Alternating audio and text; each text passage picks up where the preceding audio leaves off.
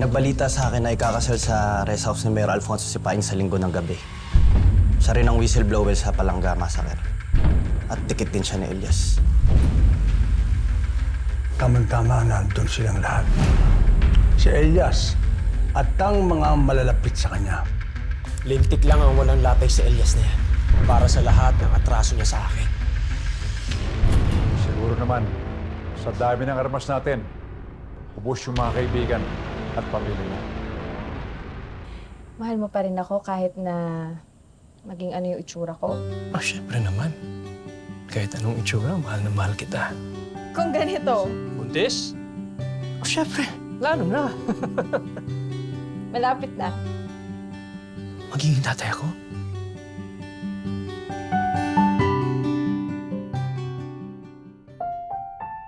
Diba, Bane? Maraming salamat sa inyo. Naku, wala yun, Elias. Ba't di ko kaya kayo iwanan na ng dalawa? O ito, tuloy mo. Pusin mo. Bane,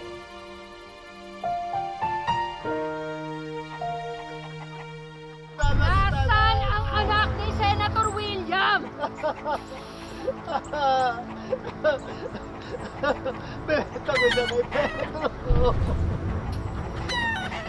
Malas kaya makita ng groom ang bride bago ang mismong seremonya. Talagang mamalasin! Mama? Walang mangyayari seremonya. Mama! Halika na, Joan! Ma! Hayaan mo na! Halika na, Joan! Tawa ka na! Tigilin mo na! Ano ka? Tigilin mo na! Ay! Tawagin natin si Dami Almat, may daanan dito. Dali! Sa gabi ng kasal ng hayop na paing na yan, aatake tayo. Uubusin natin silang lahat.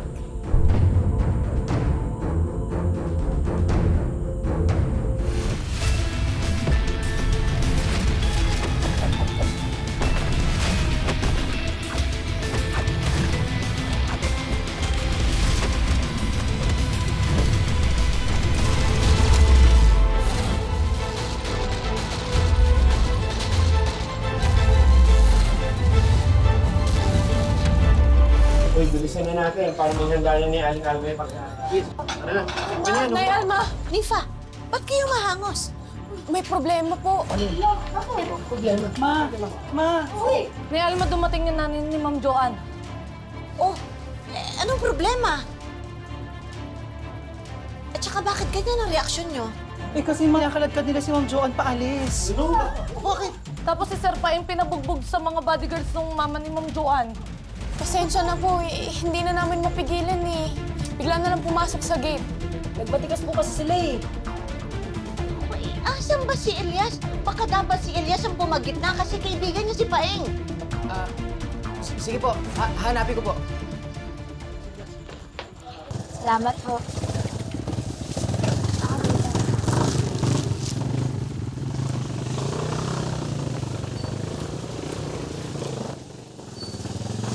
Ate, kasal ngayon na, hindi lamay.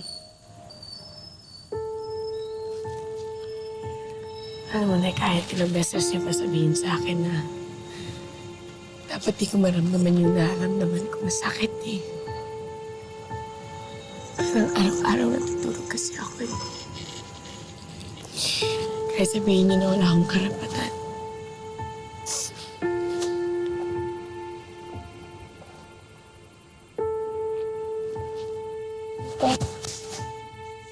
Sina Kuya Elias na po ba, tsaka si Ate Nympha?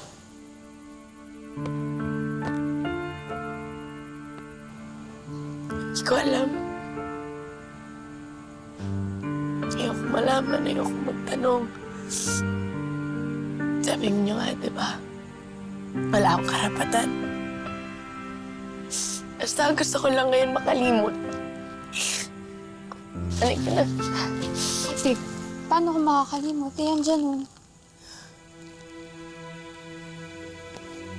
wala kayo dyan. Ano na? Ako na. Dali. Maiba lang ako. May problema ba tayo? napapansin ko sa'yo na parang may galit ka sa akin. Si Elias, akin na ho ito. Pauna na ako. Tatakbo ko na ho ito dito. Sandali.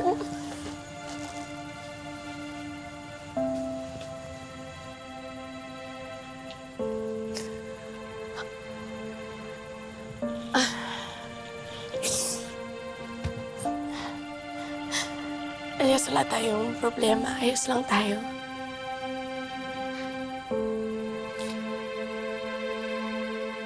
Basta huwag mo na akong problemahin, ha? Pasensya ka na rin sa mga kinilos ko kanina kasi...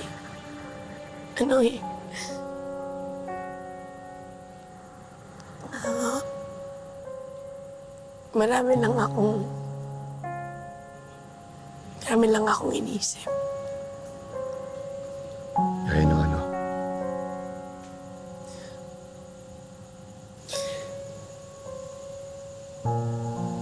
Elias, alam mo, isa sa mga pinakamagagandang katangian mo, napakamaalahanin mo sa mga tao. Ang ganda ng ginawa mong ganito para kay Mr. Paeng. Napakabuti mo. Kaya ka naman talaga di ba? Kahit sa aming lahat.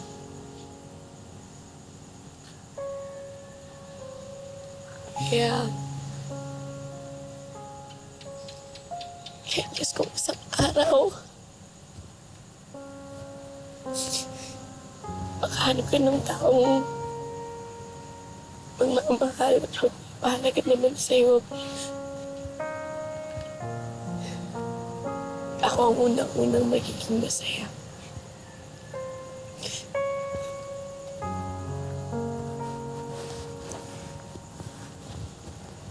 Kaya ako isang araw,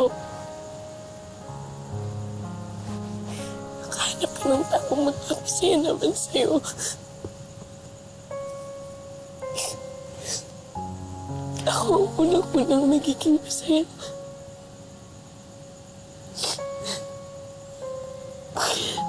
Totoo yun. Kasi... Ganun kita ko.